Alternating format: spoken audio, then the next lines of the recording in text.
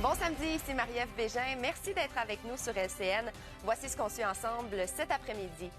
Après la gestion de crise, ce sont les questionnements à Montréal. Qu'est-ce qui a bien pu causer la spectaculaire rupture d'une conduite d'eau à Ville-Marie? Des experts suggèrent des pistes de réponse.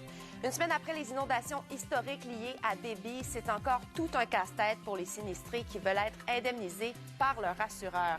Et la percée de l'armée ukrainienne en territoire russe se poursuit et se renforce selon Kiev. On se rend sur place pour tenter de comprendre l'évolution surprise de ce conflit.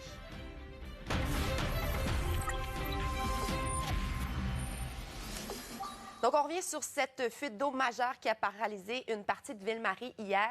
Même si l'essentiel des problèmes se sont résorbés, il y a encore une dizaine de personnes qui sont mobilisées sur le terrain aujourd'hui. Et Marc-Antoine, on cherche toujours à...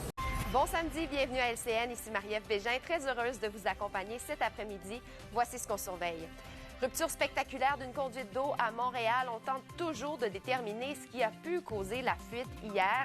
Et est-ce que d'autres bris de canalisation risquent de se produire? Une professeure en ingénierie sera avec nous pour en discuter.